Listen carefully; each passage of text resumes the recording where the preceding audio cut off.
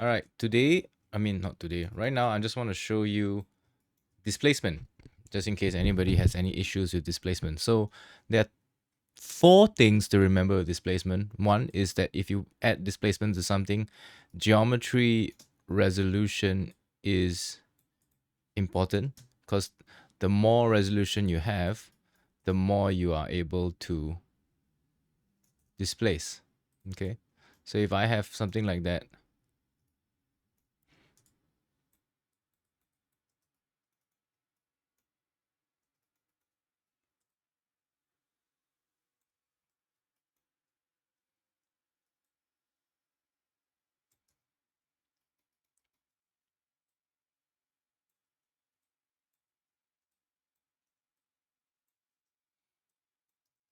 right? If I have a geometry with a higher resolution, I am able to displace more detail than if I had a geometry with a lower resolution, right? It will look different. So that's why it's important to note that if we are trying to displace an object during shading, we will need to make sure that we have enough geometry resolution. So for a simple setup like this, I have a height map that I'm going to use. And it looks like this, where we will have a few issues. One of them would be that the map is very detailed, so the displacement is going to try and displace all these little details. And also it's going to apply a auto bump, which we do not want to see because we want to be able to control the bump later on. So that's one. The problem would be that there's too much detail in the displacement map. Two, the black areas over here, or the not so white areas, which are light gray, these are also going to be displaced upwards because it's not black, it's not zero. So we will have to find a way to define a new 0 point so that the whole piece of geometry doesn't get displaced, doesn't get displaced upwards. Okay. And the other one would be this, although we are seeing it in a display space, we want to utilize the raw values of this. So we need to make sure that our color space is set to raw, and we will create a displacement shader. We will throw this shading group away because we don't need it. We already have one over here. And we are going to connect this displacement to the shading group. And we're going to take the R channel, just one, over into the displacement because it's only one channel. Okay, so with that settled, we can have a look at the render. We will see, firstly, we will have an issue. One, it is disappeared. My object is gone. Okay, it's actually, the problem is that the object is being displaced all the way up there. So that's the first thing we talked about. There's too much displacement. And how do we know it's flying? Let me create a new plane, and you can see this is where the displacement should be happening, but unfortunately it's happening all the way up here. So we will need to solve this problem. The other one is that you can see the object is getting cut off. So this is known as the displacement bounds. So we can change this displacement bounds. First of all, we go to the displacement shader and we go to Arnold, and this bounds padding over here is something that we want to change. So just by setting this value to 1, you will see that we can now see how high the object is being displaced. So next is the scale. If I put the scale at 0, there is no displacement. If we control left click drag this guy up, you can see now it's displacing the object, right? It's flying because the values overall, there is no value that is 0. This scalar value 0 determines what is not going to be displaced. So it's saying that only values that are 0 do not displace. But right now, our entire picture has no 0 value. So we have two ways of solving this. One, it is increasing this scalar zero value higher to a certain point where something like this, which is 0.5, meaning where it is 0.5 gray, that is no displacement. This means that the object will be displacing up and down as we increase the scale. Okay, so if we bring this even higher, you'll see that now the object is being displaced from a center point.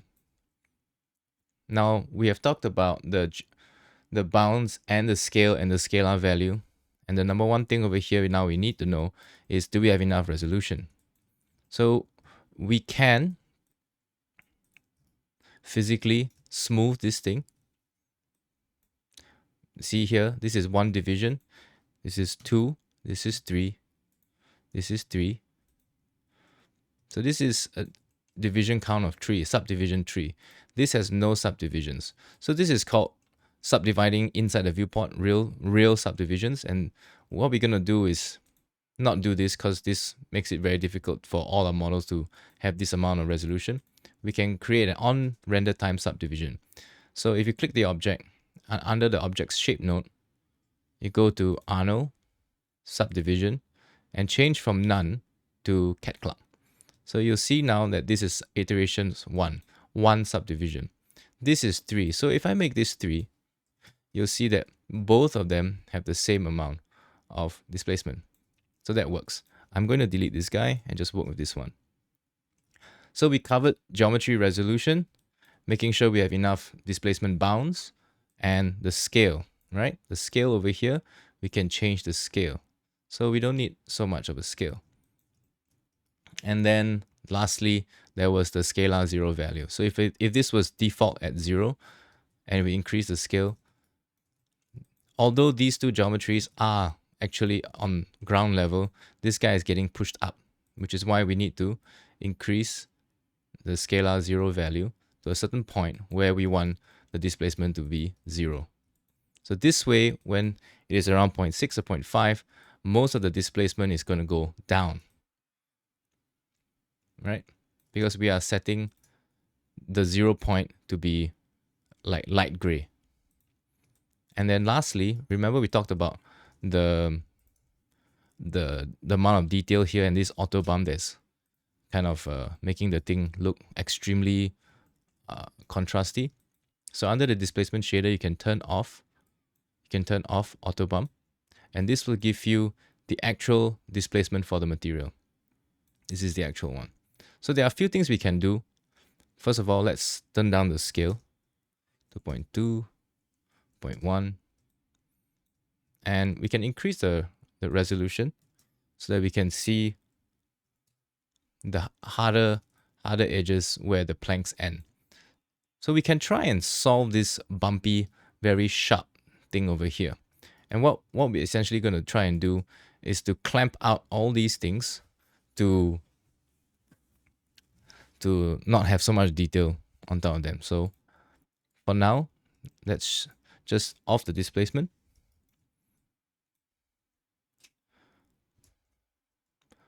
And let's have a look at this material. So right now you see this is largely gray, and what we want is this to be clamped out at white. So we can drop in a remap node, put this color and put this here, and what we're going to do is try and clamp out these values.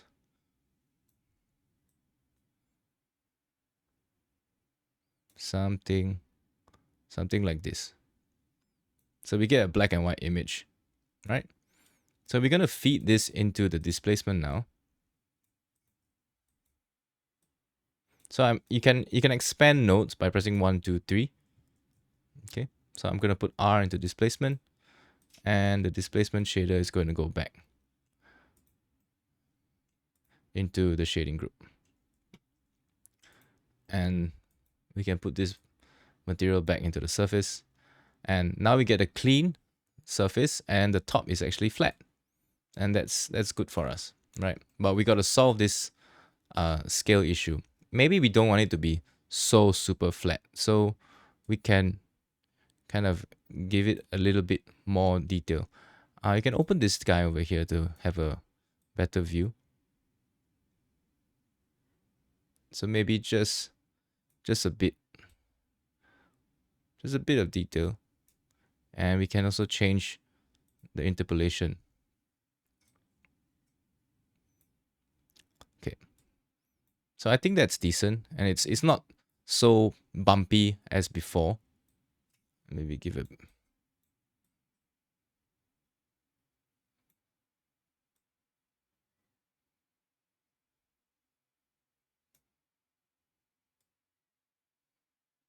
Right, largely flat, and then we can tone down the scale.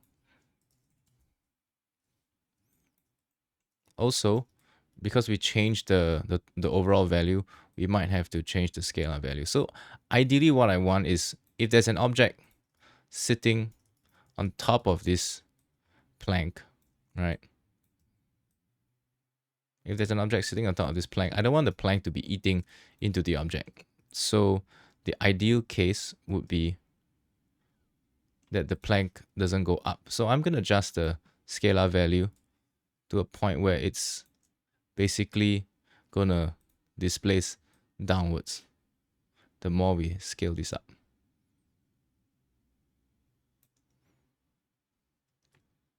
In this case, I guess it's 1 because we clamped it out to 1.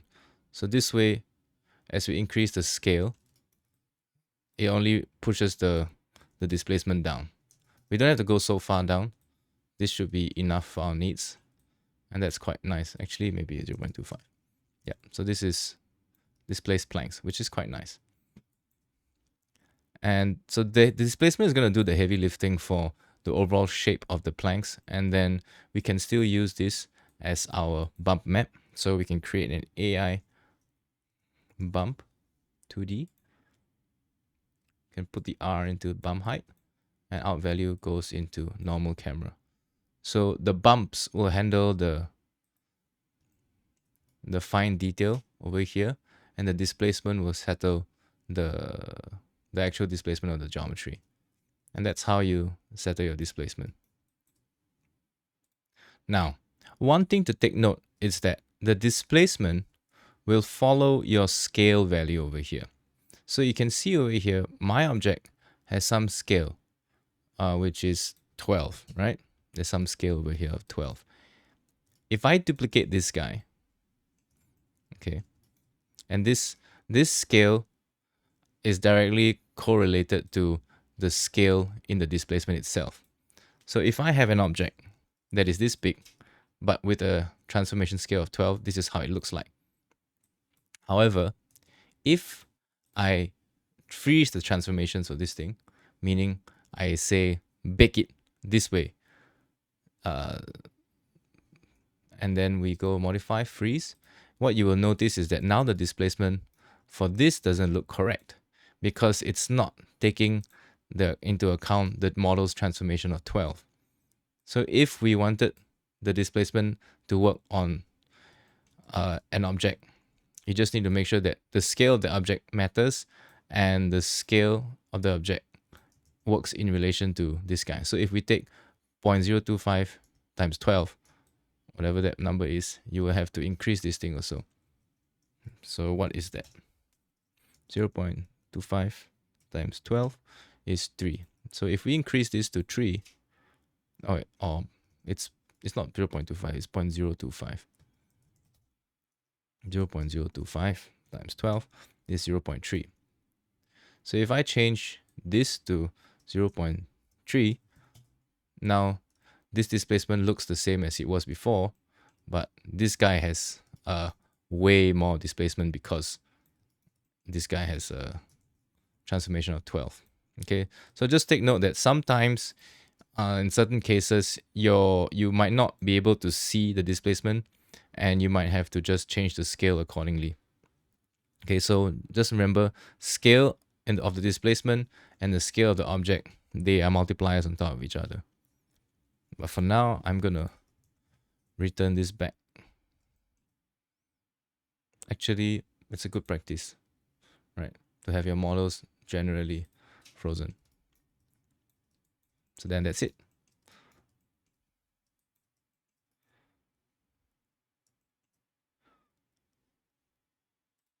And also take note that the bump map also obeys the scale, so you might have to increase this as well.